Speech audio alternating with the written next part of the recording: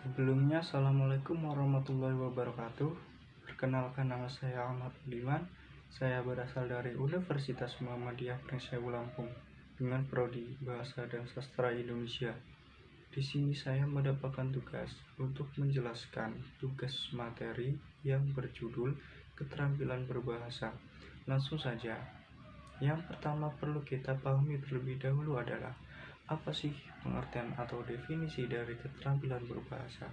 Keterampilan berbahasa adalah keterampilan seseorang untuk mengucapkan sesuatu dan memahami sesuatu yang diungkapkan oleh orang lain dengan media bahasa, baik secara lisan maupun tulisan.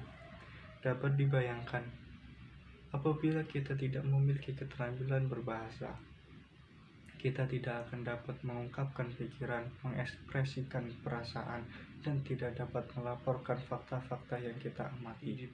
Di pihak lain, kita tidak dapat memahami pikiran, perasaan, gagasan, dan fakta-fakta yang diberikan orang lain terhadap kita. Keterampilan berbahasa itu ada 3, yaitu 1. Menyimak dan berbicara.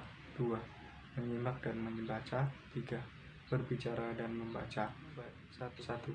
Menyimak dan berbicara. Menyimak dan berbicara merupakan kegiatan dua arah yang dilakukan secara langsung. Menyimak dan berbicara juga dikategorikan dalam keterampilan berbahasa lisan. Tujuan menyimak dan berbicara: 1.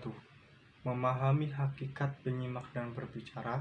2. Mengetahui proses menyimak dan berbicara. 3. Mengetahui bahan pembelajaran menyimak dan berbicara. 4. Memahami strategi meningkatkan dan mengembangkan kemampuan menyimak dan berbicara di kelas tinggi. 5. Mengetahui dan memahami strategi pembelajaran berbahasa lisan dan penerapannya melalui kegiatan bercerita di dramatisan lisan. Adapun manfaat menyimak dan berbicara antara lain: 1. Sebagai calon guru dapat mengetahui bagaimana strategi yang tepat dan efektif dalam meningkatkan keterampilan menyimak dan berbicara dengan kegiatan bercerita kreatif. 2. Sebagai calon guru dapat menyusun bahan pembelajaran menyimak dan berbicara dengan baik dan menarik. 2. Menyimak dan membaca. Menyimak dan membaca mempunyai persamaan. Dua-duanya bersifat reseptif, bersifat menerima. Bedanya, menyimak adalah menerima informasi dari sumber lisan, sedangkan membaca adalah menerima informasi dari sumber tulisan. Dengan kata lain, menyimak menerima informasi dari perkataan berbicara, sedangkan membaca menerima informasi dari kegiatan menulis. Adapun tujuan menyimak dan membaca: 1. Untuk membedakan dan menemukan unsur-unsur fenotip dan struktur kata lisan. 2.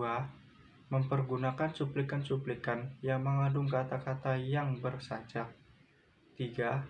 Untuk menemukan dan memperkenalkan bunyi-bunyi, kata-kata, atau ide-ide baru kepada penyimak.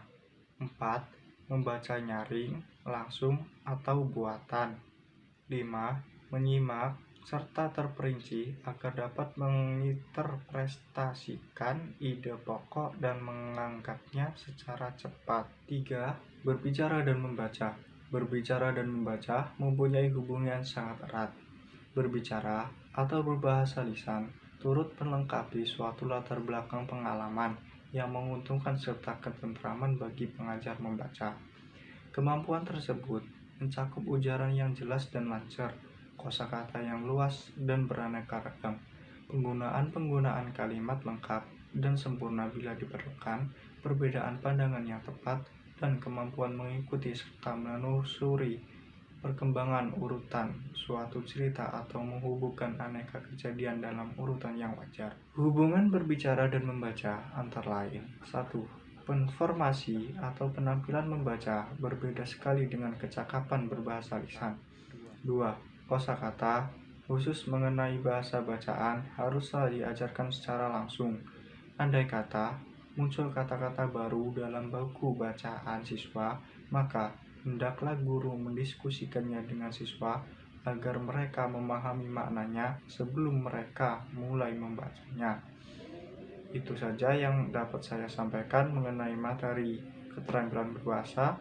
Kurang lebihnya saya mohon maaf bila ada kesalahan. Saya akhiri. Wassalamualaikum warahmatullahi wabarakatuh.